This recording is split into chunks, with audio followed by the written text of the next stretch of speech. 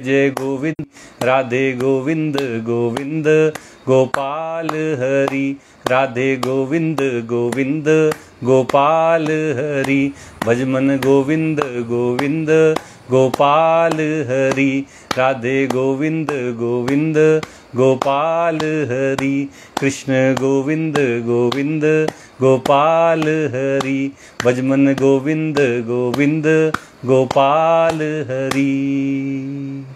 जय श्री कृष्णा भक्तों, आज के इस श्रीमद् भगवद गीता के लाइव प्रवचन में आप सबका स्वागत है। कल हमने गीता के दूसरे अध्याय के 18वें से 24वें श्लोक तक का प्रवचन किया था। आप सबने देखा था कि भगवान ने अर्जुन को जो सबसे पहला ज्ञान देना प्रारंभ किया वो आत्मा और शरीर के अलग होने का ज्ञान था, और इसको भगवान ने अलग अलग तरीके से अर्जुन को समझाया। अर्जुन को बताया कि ये जो शरीर है ये नाशवान है, प्रति क्षण ये क्षीण होता जा रहा है और एक दिन नष्ट हो जाएगा। लेकिन इस शरीर में रहने वाला जो शरीरी आत्मा है वह अजन्मा है, नित्य है, शाश्वत है, सनातन है, उसको कभी नष्ट नहीं किया जा सकता है। और भगवान ने उदाहरण भी दिए, जैसे बाल्यकाल के बाद युवावस्था आती है। सब बातें अर्जुन को भगवान समझा रहे हैं और इसका उद्देश्य बस इतना है कि जाएंगे। भगवान उसको यही ज्ञान दे रहे हैं कि कोई जिसे तुम मरने वाला समझ रहे हो वो तो दिन प्रतिदिन मर रहा है, क्षीण होते हुए मरने की ओर अग्रसर हो रहा है। और उन शरीरों में जो आत्मा है वो तो कभी मरा ही नहीं, कभी उसने जन्म ही नहीं लिया, वो तो सदा से एक समान है। इसलिए तुम व्यर्थ में शोक कर रहे हो। आज भी भगवान इसी विषय में अर्जुन को और गहराई से समझाएंगे। कल भगवान ने आत्मा के लक्षण बताए थे, शरीर के लक्षण बताए थे। आज फिर से भगवान आगे की गीता में अर्जुन को आत्मा और शरीर के विषय में जानकारी दे रहे हैं, ताकि उसको शोक से बाहर निकाल सके। विषादग्रस्त अर्जुन जो युद्ध के मैदान को छोड़कर भिक्षा मांगने के लिए तैयार बैठा है, उसको वापस युद्ध में ले आए, उससे युद्ध कराएं और उसे कुरुक्षेत्र के मैदान में महाभारत के युद्ध में अपने उसी महारथी, उसी धनुर्धर रूप में सबके सामने प्रस्तुत करें जिसके लिए अर्जुन जाने जाते थे।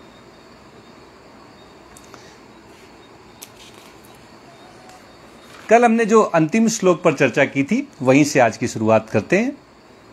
भगवान ने कहा था, अच्छेद्यो अयम अदाह्यो अयम अक्लेद्यो अशोष्य एव चा नित्यः सर्वगतः स्थाणु अचलो अयम सनातनः। ये सब भगवान ने आत्मा के लक्षण अर्जुन को बताए थे। कहा था कि जो शरीरों में रहने वाला आत्मा है, शरीरी है, इसको काटा नहीं जा सकता, इसका छेदन नहीं किया जा सकता, इसको किसी भी अस्त्र या शस्त्र से नष्ट नहीं किया जा सकता। ये अदाह है, इसको जलाया भी नहीं जा सकता, अग्नि से जला नहीं सकती।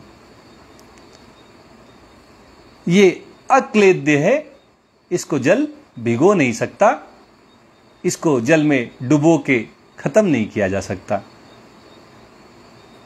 स्थाणु है, स्थिर है, इसमें कोई चलने फिरने की क्रिया नहीं होती, कंपन भी नहीं होते हैं और बदलाव भी नहीं होते हैं। ये अचल है, दृढ़ता पूर्वक अपने स्वरूप में स्थित है, कोई परिवर्तन नहीं, कोई चलायमान स्थिति नहीं, और ये सनातन है, सदा से रही है, सदा रहेगी।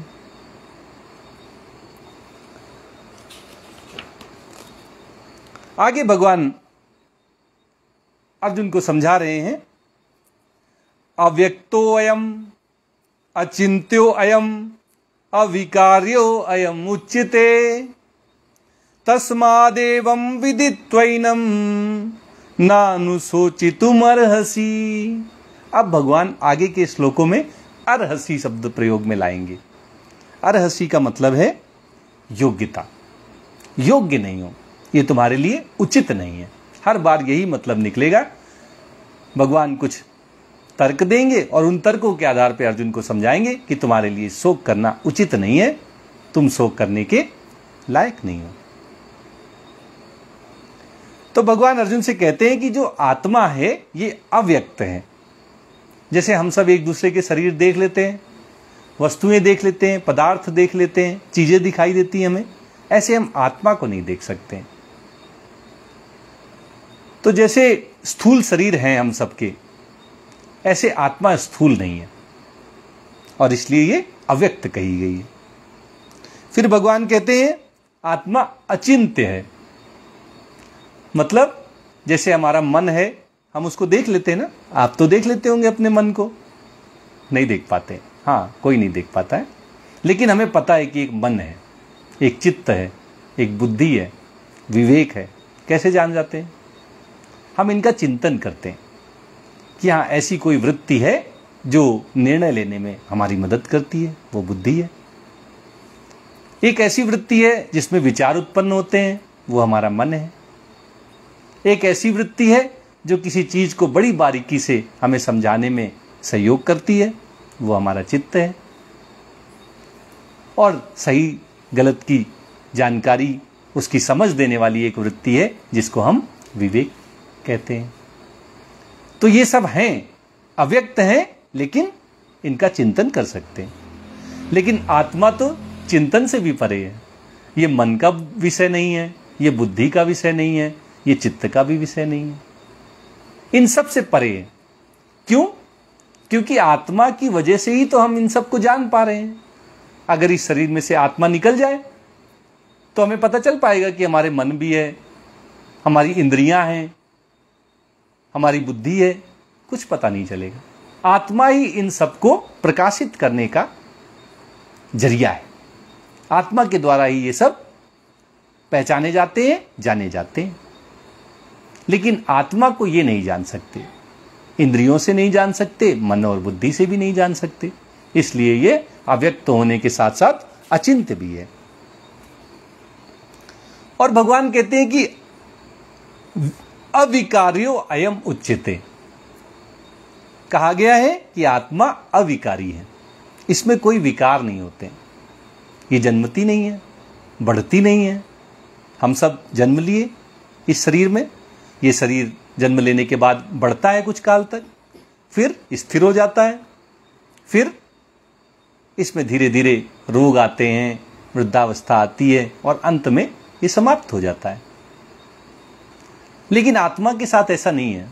उसमें ये जन्म, मृत्यु, जरा, व्याधि, ये सब विकार नहीं आते हैं और इसलिए इसे अविकारी कहा जाता है।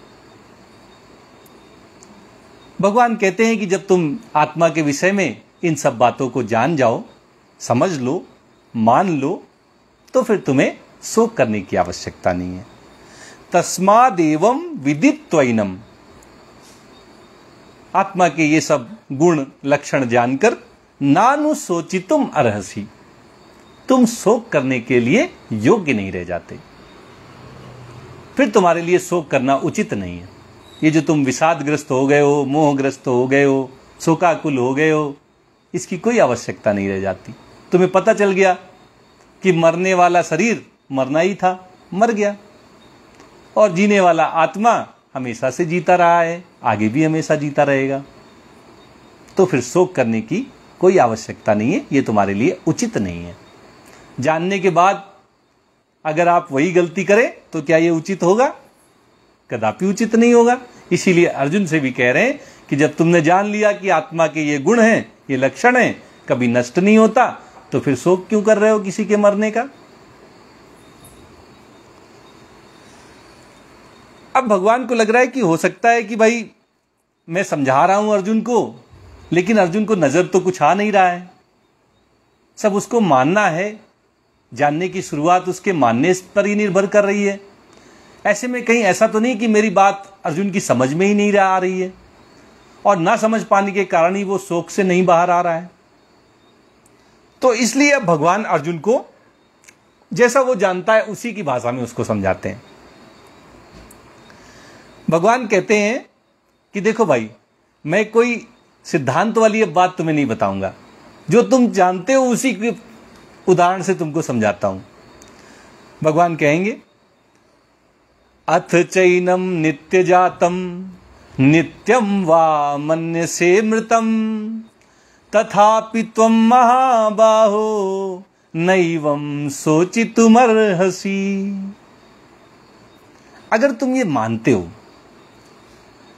कि आत्मा नित्य उत्पन्न होने वाली है, बार बार इसका जन्म होता है, नित्यम वा मन्यसे मृतम, और ये नित्य मरने वाली है, मतलब अगर तुमको ऐसा लगता है कि आत्मा बार बार जन्म लेती है, बार बार मरती है, क्योंकि अभी तो आत्मा के विषय में अर्जुन को नया नया ज्ञान दिया जा रहा है, हम सबके जैसे उसको भी शरीर को ही सब कुछ समझता था, और शरीर के मरने को वो मरना समझ ले रहा था, शरीर के जिंदा रहने को वो जिंदा रहना समझ ले रहा था। तो अब भगवान उसी की भाषा में उससे कह रहे हैं कि देखो भाई, अगर तुमको लगता है कि आत्मा जन्म लेती है, बार बार उसका जन्म होता है, बार बार उसकी मृत्यु होती है, मृत्यु के बाद फिर से उसका जन्म होता है, फिर से मृत्यु होती है, यही सिलसिला चलता रहता है, तब भी हे महाबाहु, हे महान बलिष्ठ भुजाओं वाले अर्जुन, तुम शोक करने के लिए योग्य नहीं हो। तुम्हें शोक करने के लिए तुम्हें शोक करना उचित नहीं है, क्योंकि जो चीज बार बार जन्म रही है, बार बार मर रही है, बार बार जन्म रही है, तो उसके लिए क्या शोक करना।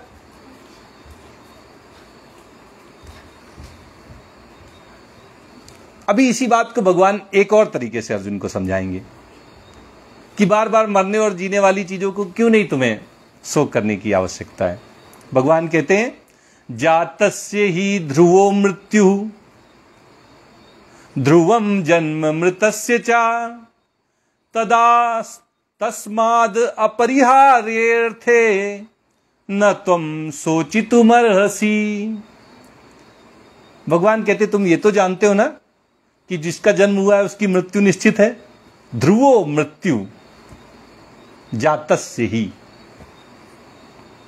जिसने भी जन्म लिया है उसकी मृत्यु निश्चित है। इतना तो तुमको पता है, आत्मा वात्मा को हटाओ साइड में, ये बात बताओ, इतना तो तुमको पता है ना पहले से, इसमें तो कोई डाउट नहीं है, कोई संशय नहीं है। अच्छा, और ध्रुवम जन्म मृतस्य च, अगर आप सनातन धर्म को मानने वाले हैं तो आपको निश्चित रूप से ये तो मालूम ही होगा कि जिसकी मृत्यु हुई है उसका पुनर्जन्म भी होना है। तो अगर ये दोनों बातें आपको पता है कि जिसने जन्म लिया है उसकी मौत निश्चित है और जिसकी मृत्यु हुई है उसका अगला जन्म निश्चित है, तो फिर इस अपरिहार्य चीज के लिए जिसमें आपका कोई वश नहीं है, आप रोक पाएंगे? कभी कोई नहीं रोक पाया। भगवान भी आए तो उनको भी मृत्यु हुई, वो भी मर गए। तो जब भगवान नहीं रुक पाए, राम जी के सामने जैसे ही उनको वनवास मिला और इधर दशरथ जी के प्राण निकल गए। सोचिए, भगवान के पिता, परम पिता परमेश्वर भगवान श्री राम और उनके पिता दशरथ, उनके भी तो प्राण चले गए पुत्र वियोग में। जब भगवान राम उनके प्राण नहीं रोक पाए तो हमारे आपके कौन रोकेगा? इस शरीर का नष्ट होना उसी दिन लिख दिया गया था जिस दिन इसने जन्म लिया था,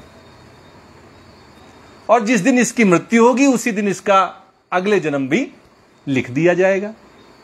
तो भगवान अर्जुन से कह रहे हैं कि जो होना ही है, जिसको तुम टाल नहीं सकते, जिसको तुम रोक नहीं सकते, जिसमें तुम्हारा वश नहीं है, फिर उसके लिए शोक क्यों करते हो? इसके लिए शोक करने के लिए तुम योग्य नहीं हो, ये तुम्हारे लिए शोभा नहीं देता है, ये उचित नहीं है। आगे भगवान फिर 2 श्लोकों से अर्जुन को अलग तरीके से, बिल्कुल साधारण दृष्टि से फिर समझा रहे हैं, ताकि बात उसके जहन में उतरे और शोक का कारण नष्ट हो जाने से उसका शोक भी नष्ट हो जाए।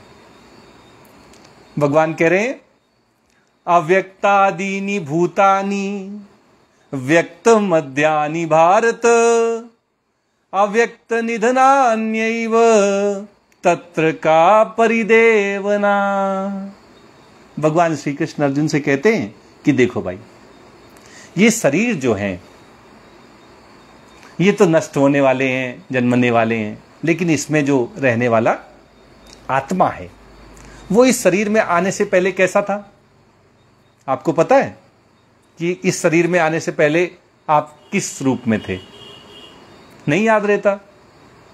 नया जन्म होने पर भगवान पुरानी सारी मेमोरी डिलीट कर देते हैं, एकदम कोरा कागज बना के हमें वापस भेजते हैं ताकि हम जो चाहें कर सकें। पूरी स्वतंत्रता के साथ भेज देते हैं। ऐसी स्वतंत्रता कोई भी मालिक अपने नौकर को नहीं देता, कोई भी पिता अपने पुत्र को नहीं देता, लेकिन परम पिता परमेश्वर इतने करुणावान हैं, इतने कृपावान हैं कि वो जब हमें इस शरीर रूप में भेजते हैं तो पूरी स्वतंत्रता दे देते हैं। और उनकी कृपा देखिए, पुराना हिसाब किताब तो रखा जा रहा है, लेकिन आपको पता नहीं है, आपको नहीं याद दिलाते। कहीं ऐसा ना हो कि उसको याद करके आप दुखी होते रहो और आगे जो जीवन है वो दुख में ही निकल जाए, या बहुत अच्छे कर्म किए हो तो खाली उनको याद कर करके खुशियां मनाते रहो, आगे कोई कर्म ही ना करो। ये दोनों भगवान ने हमारे साथ नहीं किया, बिल्कुल कोरा कागज बना के भेज दिया, जो चाहो लिख लो। अब ये हमारे ऊपर है कि हम इसमें कैसा लिखना चाहते हैं। आनंद में गीत लिखना चाहते हैं या दुख भरा गीत लिखना चाहते हैं। ये स्वतंत्रता पूरी तरह से हमारे हाथ में है। भगवान यही बात अर्जुन से कह रहे हैं कि देखो, जब इस शरीर में आत्मा आई, उससे पहले भी आत्मा अव्यक्त थी, पता नहीं कैसी थी, किस रूप में थी, किस योनि में थी, किस लोक में थी, कुछ पता नहीं। और जब इस शरीर को छोड़ के आत्मा जाएगी तब भी वो अव्यक्त होगी, दिखाई नहीं देगी। किस रूप में जाएगी, किस योनि में जाएगी, किस आश्रम में जाएगी, किस वंश में जाएगी, किस देश में जाएगी, किस लोक में जाएगी, कुछ पता नहीं है। जब तक हम इस शरीर में हैं तब तक हम व्यक्त अवस्था में हैं कि इस शरीर के अंदर एक आत्मा है। तो पहले भी आत्मा अव्यक्त थी, बाद में भी आत्मा अव्यक्त हो जाएगी, बस बीच में आत्मा व्यक्त है। तो फिर इसमें शोक करने की क्या आवश्यकता है? इसमें शोक जैसी तो कोई बात है नहीं। स्थिति है, बदल रही है, और ऐसा भी नहीं कि बदलने के बाद रुक जा रही है। सुख आया, सुख चला गया, दुख आया, दुख चला गया, सुख आया, सुख चला गया, दुख आया, दुख चला गया, आते जाते रहते हैं। किसी को तो पकड़ के नहीं बैठा कोई कि नहीं भाई अब तो मैं एक बार दुखी हो गया तो अब मैं जीवन में हमेशा दुखी रहूंगा। ऐसा कौन करता है? जब आदमी उसी में घुस जाए तब कहते हैं कि वो अवसाद की स्थिति में आ गया, डिप्रेशन में चला गया, क्योंकि वो उससे बाहर नहीं निकल रहा है। आपको एक किरदार दिया गया, एक नाटक चल रहा है, उसमें आपने एक किरदार निभाना है कि आज आपको पुलिस वाले का किरदार दिया गया है, आप एसपी बना दिए गए हैं। अब आपने बढ़िया पुलिस की वर्दी पहन ली और पुलिस की वर्दी पहन के आपने नाटक में अपने किरदार को बखूबी निभाया। ऐसा लगा कि सच में आप एसपी हैं। आपने जो भी मुलजिम थे आपने उनको पकड़ लिया, सजा दिलवा दी, आपने अपने किरदार को बखूबी निभाया, सबने तालियां बजाई। अब भाई नाटक खत्म हो गया, लेकिन आपको नहीं याद है कि आप किरदार निभा रहे थे। आपने तो सोचा कि नहीं अब तो मैं सच में पुलिस की वर्दी पहन लिया हूं, एसपी बन गया हूं, अब मैं क्यों उतारूं इसको, अब तो मैं एसपी रहूंगा। तो क्या होगा भाई? तो जब सच वाली पुलिस आएगी तो आपको 420 में ले जाएगी, धोखाधड़ी। तो ऐसा ही हम भी तो कर रहे हैं। हमें किरदार मिला इस शरीर में आके निभाने के लिए और हमने सोच लिया कि ये हम ही है। अब हम बैठ गए बन के इस शरीर के नाम वाले। अरे भाई किरदार मिला है, कुछ सालों के लिए मिला है, इसको बखूबी निभाइए। ऐसा लगे कि ऐसा किरदार कोई कभी निभा ही नहीं पाया। आपसे अच्छा तो इस शरीर में कोई रह ही नहीं सकता था। और जब ये शरीर छूटे तो चल दीजिए नए किरदार के लिए। कबीरदास जी भी तो यही कहते हैं, ज्यों की त्यों धर दीनी चदरिया, दास कबीर ने जतन से ओढ़ी, पूरे जतन से ओढ़िए इस शरीर रूपी चदरिया को, और फिर ज्यों की त्यों धर दीनी चदरिया, वैसी की वैसी छोड़ दी। यही बात भगवान अर्जुन से कह रहे हैं कि पहले भी तुम नहीं थे इस शरीर में, आत्मा हमेशा से थी, हमेशा रहेगी। पहले अव्यक्त अवस्था में थी, इस शरीर में आने पर वो सबके सामने आ गई, व्यक्त अवस्था में आ गई, और इस शरीर के न रहने पर फिर वो अव्यक्त अवस्था में चली जाएगी। जैसी थी वैसी हो जाएगी। तो भाई इसमें शोक करने की क्या आवश्यकता है? तस्य तत्र का परिदेवना, इसमें शोक करने की बात कहां से आ गई? और भगवान इसी बात को और अच्छे तरीके से अब अर्जुन से कह रहे हैं कि देखो, सबको ये ज्ञान कभी नहीं हो पाएगा कि आत्मा कैसी है, कैसी दिखती है, कैसे इसको पहचान सकते हैं, कभी नहीं हो पाएगा। क्योंकि आश्चर्यवत पश्यति कश्चिदेनम, आश्चर्यवत वदति तथैव चान्यः, आश्चर्यवत चैनम अन्यः शृणोति, श्रुत्वाप्येनम वेद न चैव कश्चित्। कई लोग हैं जो इस शरीर में रहने वाले शरीरी को, इस आत्मा को आश्चर्य की तरह देखते हैं कि आश्चर्य है, आत्मा कैसे शरीर में आ जाता है। एक चींटी के शरीर में भी आत्मा है और एक हाथी के शरीर में भी आत्मा है। जो जल के नीचे रहते हैं उनमें भी आत्मा है, जो जल के ऊपर रहते हैं उनमें भी आत्मा है, और जो जल में रहते हैं उनमें भी आत्मा है। कितना आश्चर्य की बात है। उड़ने वाले पक्षियों में भी आत्मा है, चलने वाले पशुओं में भी आत्मा है, और रेंगने वाले जो भी सरीसृप हैं उनमें भी आत्मा है। तो है ना आश्चर्य की बात कि आत्मा कितने रूपों में दिखाई देती है, कितने शरीरों में दिखाई देती है, अलग अलग जैसे अलग अलग किरदार में दिखाई देती है। और वहीं कुछ लोग कहते हैं, आश्चर्य की तरह इसके बारे में बातें करते हैं कि बड़े आश्चर्य की बात है कि आत्मा इस शरीर में है और नहीं रहेगी। बड़े आश्चर्य की बात है कि जन्म लेते ही आत्मा इस शरीर में आ गई और मृत्यु के बाद इस शरीर से चली जाएगी। बड़े आश्चर्य की बात है, किसी को पता नहीं चलेगा कब चली गई। बस लोग नब्ज पकड़ते रह जाएंगे कि हाँ भाई अब धड़कन नहीं चल रही है, धड़कन नहीं चल रही है कि अब आत्मा चली गई। तो ये आश्चर्य की तरह कुछ लोग इसके बारे में बातें करते हैं। आश्चर्यवत च एनम अन्यः शृणोति, और जिन्हें अभी इसके बारे में ज्ञान नहीं है वो आश्चर्य की तरह सुनते हैं कि अच्छा, इस शरीर में नष्ट होने पर भी कुछ रहेगा जो शेष रह जाएगा, इस शरीर के जन्म होने से पहले भी कुछ था। अरे बड़े आश्चर्य की बात है, क्योंकि उनको ज्ञान नहीं आत्मा का। आत्मा नित्य है, अजन्मा है, अविनाशी है, अविकारी है, अचिंत्य है, अव्यक्त है, इतने सारे लक्षण। अरे वाह, वो बड़े आश्चर्य से इसके बारे में सुनते हैं। लेकिन भगवान कहते हैं, श्रुत्वाप्येनम वेद न चैव कश्चित्। लेकिन फिर भी बहुत से ऐसे लोग हैं जिनको चाहे जितना बता लो आत्मा के बारे में, उनको कुछ नहीं समझ में आता है। क्यों नहीं समझ में आता है? आपने सोचा कभी इसका कारण क्या है? क्योंकि हमने शरीर को ही सब कुछ मान लिया है।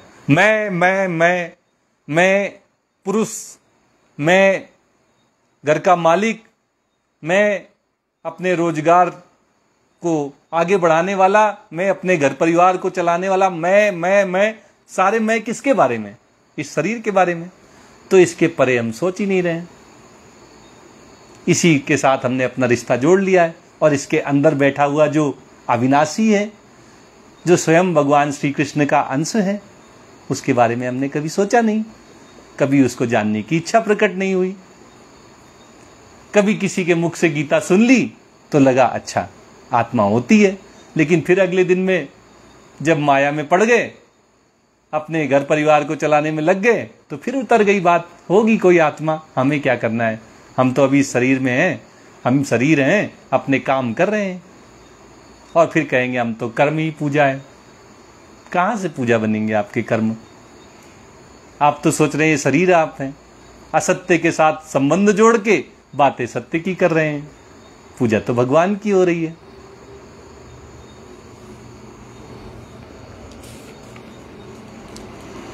आगे भगवान कहते हैं, अब तक की जो मैंने आपको बातें बताई हैं हे अर्जुन, अब मैं उनको एक कंक्लूजन की तरफ ले जा रहा हूं, इसका उपसंहार अब मैं करता हूं। भगवान कहते हैं, देहि नित्यम अवध्योऽयं देहे सर्वस्य भारत तस्मात् सर्वाणि भूतानि न त्वं शोचितुमर्हसि। किसी के बारे में शोक करने की तुमको आवश्यकता नहीं है। अब तुम्हें किसी के बारे में शोक करना नहीं है, ये बिल्कुल उचित नहीं है तुम्हारे लिए कि तुम अब किसी के बारे में शोक करो, क्योंकि मैंने तुम्हें पूरी तरह से समझा दिया कि आत्मा नष्ट नहीं की जा सकती किसी भी तरह से, किसी भी हथियार से, किसी भी उपकरण से।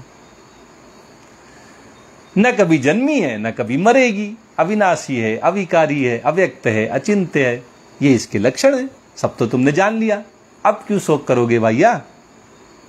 तो भगवान कहते हैं कि देखो, इतना सब कुछ बता दिया, अब मूलभूत बात को समझ लो कि हर शरीर में रहने वाला जो आत्मा है, देही नित्यम अवध्योऽयम्, ये नित्य है, सदा से चला आ रहा है, सदा चलता रहेगा। अवध्यो, इसका कभी वध नहीं किया जा सकता, इसको कभी मारा नहीं जा सकता, नष्ट नहीं किया जा सकता। देहे सर्वस्य भारत, ऐसे नहीं कि केवल तुम्हारे शरीर में, मेरे शरीर में, हम सब के शरीर में, इस संसार के समस्त प्राणियों के शरीर में, इस अखिल ब्रह्मांड के समस्त प्राणियों के शरीर में जो आत्मा है वो नित्य है और वह अवध्य है, उसका वध नहीं हो सकता, उसको मारा नहीं जा सकता। तस्मात् सर्वाणि भूतानि न तुम शोचितुमर्हसि, और इसलिए समस्त प्राणियों के लिए अब तुम्हारे लिए शोक करना उचित नहीं है। राजा मारे जाएंगे, महारथी मारे जाएंगे, संबंधी मारे जाएंगे, कि परिवार के लोग मारे जाएंगे, कि सामान्य सैनिक मारे जाएंगे, कोई नहीं मारा जाएगा। सबकी आत्माएं जिंदा रहेंगी और सबके शरीर तो नष्ट होने ही थे। इसलिए तुम्हें बिल्कुल शोक करने की आवश्यकता नहीं है। अपने इस शोक को हटाओ, उठो, युद्ध करो। भगवान ऐसा ही कुछ अर्जुन से कहना चाह रहे हैं, लेकिन अभी बात अर्जुन की समझ में नहीं आई। कैसे समझ में आएगी, हमें कैसे पता चलेगा? अगर कोई डिप्रेशन में है, शोक में है, विषाद में है, तो जब उसका चेहरा खिलखिला उठे, मुस्कुराहट आ जाए, वो कुछ प्रश्न पूछे, तब तो हमें पता चलेगा कि हाँ भाई, कुछ तो अंतर आया, इसके मन में जिज्ञासा उत्पन्न हुई कुछ जानने की। मैंने इतना कुछ कहा, इसमें से इसने कोई प्रश्न उठा लिया, इसका मतलब है कि ये मेरी बातें सुन रहा था।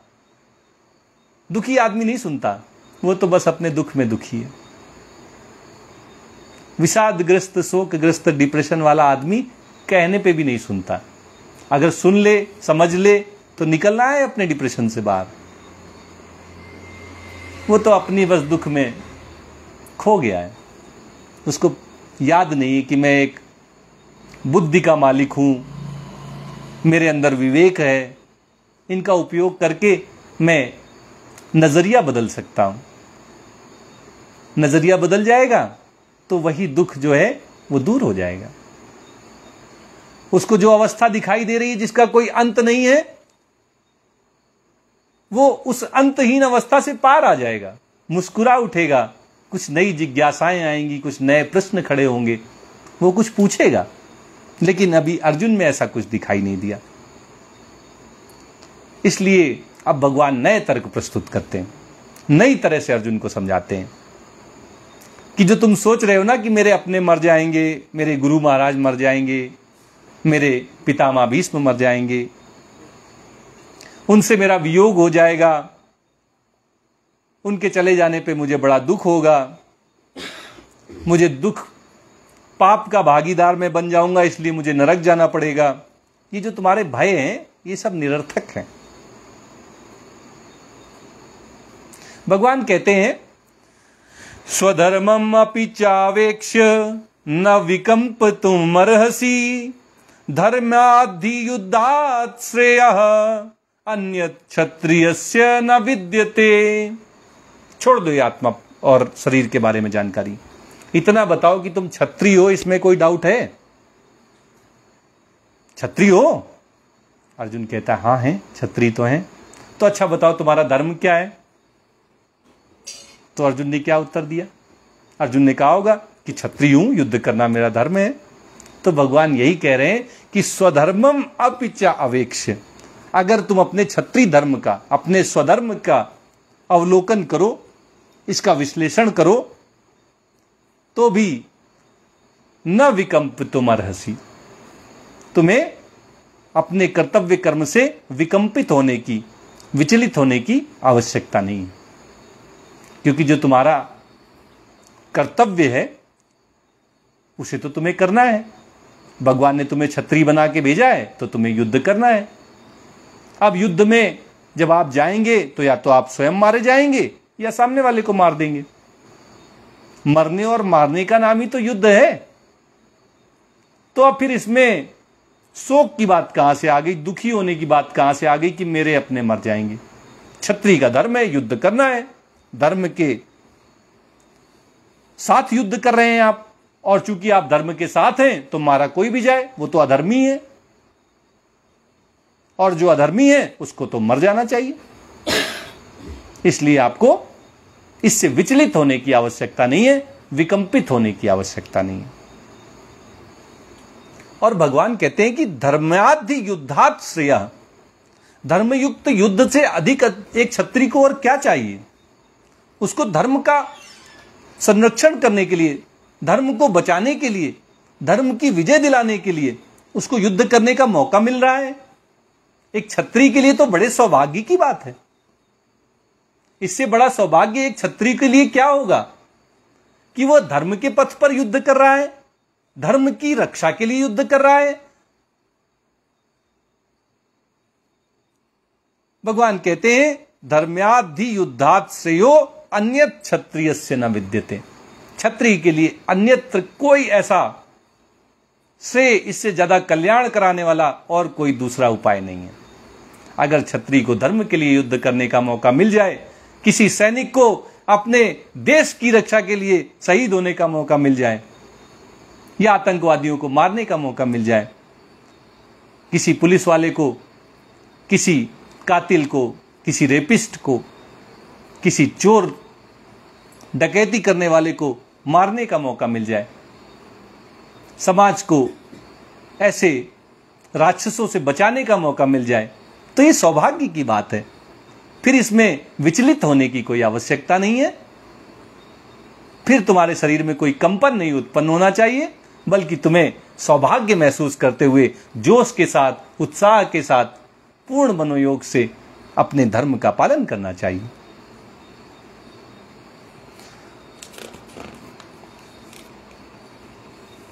भगवान अर्जुन से कहते हैं यदृच्छया चोपन्नम स्वर्ग द्वारम अपावृतम सुखिना क्षत्रियाः पार्थ लभन्ते युद्धमीदृशम। भगवान कहते हैं तुम बहुत भाग्यशाली हो अर्जुन। ऐसे क्षत्रिय बहुत सुखी होते हैं, बड़े भाग्यशाली होते हैं, बड़े गौरवान्वित होते हैं इस कार्य के लिए, जिन्हें ऐसा युद्ध प्राप्त हो जाए जो स्वर्ग के खुले द्वार के समान है।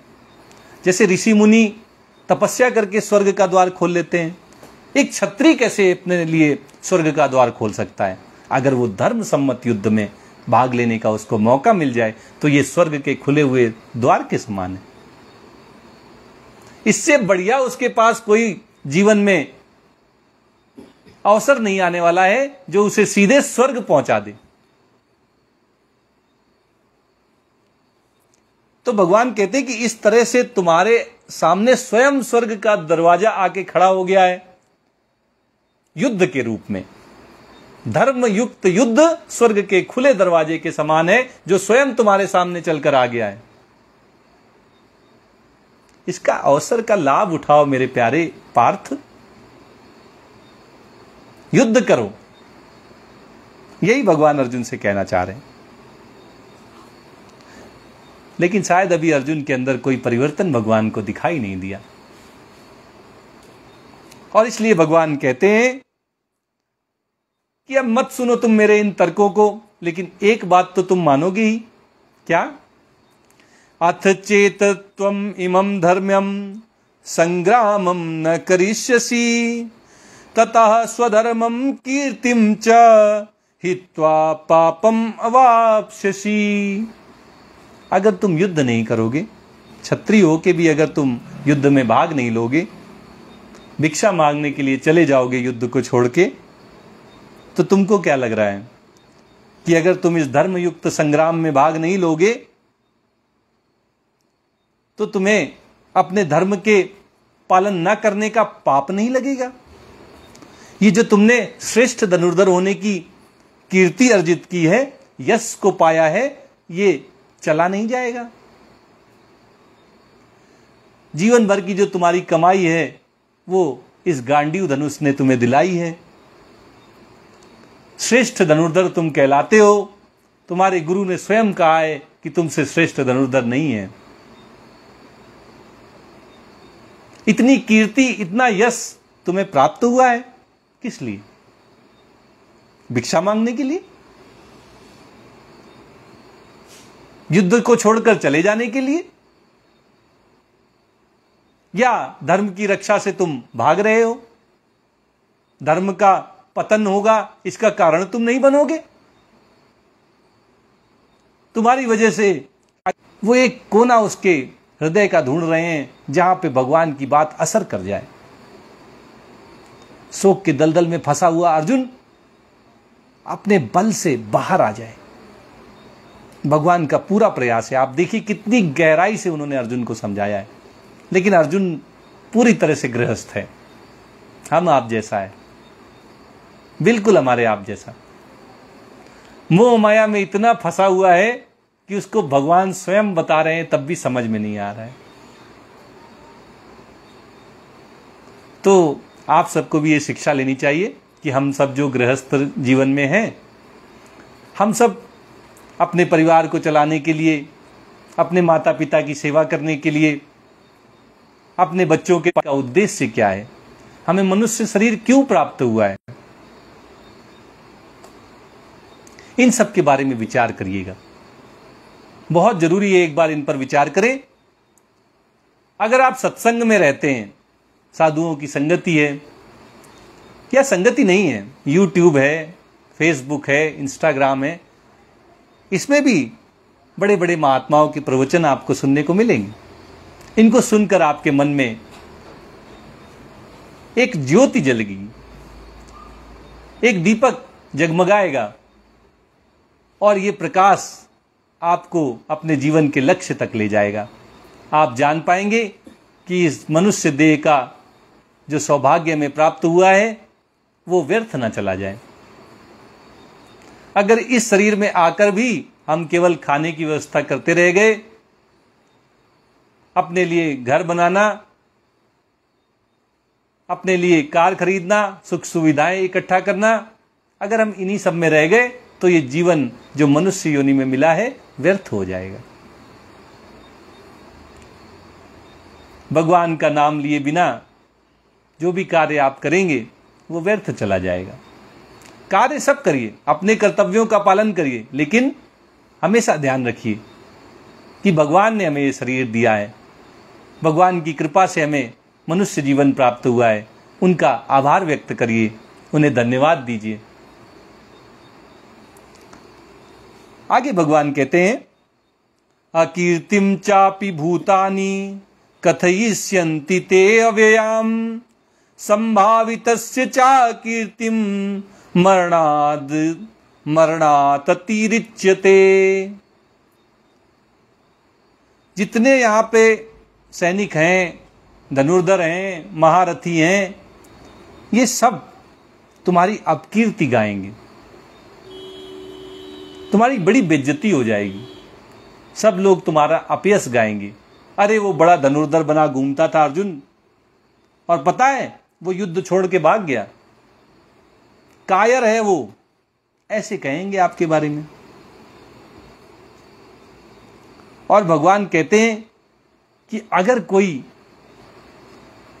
यशस्वी है, कीर्तिमान है, तो संभावितस्य चा कीर्ति मरणाद अतिरिच्यते। उसके लिए जो अपकीर्ति है ना, वो मरने से भी अधिक दुष्कर है। कई लोग अपनी कीर्ति की रक्षा के लिए अपने प्राण तक न्यौछावर कर देते हैं। आज गीता का प्रवचन यहीं तक होगा। आइए भगवान का सुमिरन करते हैं, भजन करते हुए आज के इस सेशन की समाप्ति करते हैं। जय नंद लाला जय गोपाला, जय नंद लाला जय जय, जय नंद लाला जय गोपाला, जय नंद लाला जय जय। श्री राधे गोविंदा मन भजले हरि का प्यारा नाम है।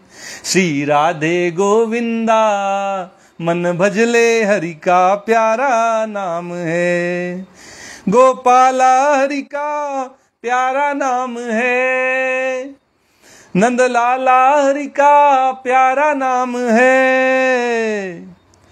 श्री राधे गोविंदा मन भजले हरि का प्यारा नाम है। श्री राधे गोविंदा मन भजले हरि का प्यारा नाम है।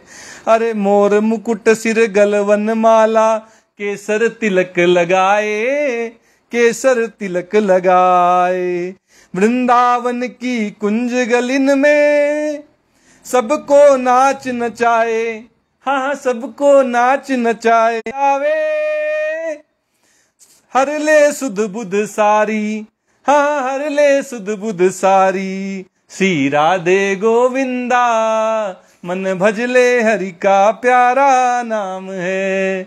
श्री राधे गोविंदा मन भजले हरि का प्यारा नाम है। गिरिधर नागर कहती मीरा, सूर को श्यामल भाया, सूर को श्यामल भाया।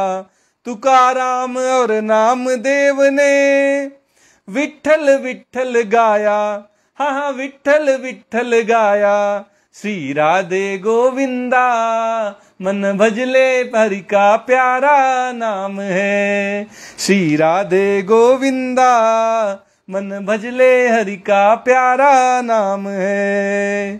राधा शक्ति बिना न कोई श्यामल दर्शन पावे, श्यामल दर्शन पावे।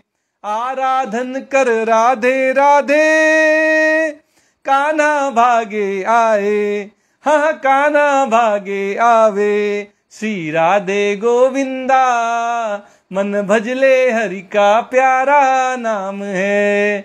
श्री राधे गोविंदा मन भजले हरि का प्यारा नाम है। गोपाला हरि का प्यारा नाम है, नंद लाला हरि का प्यारा नाम है।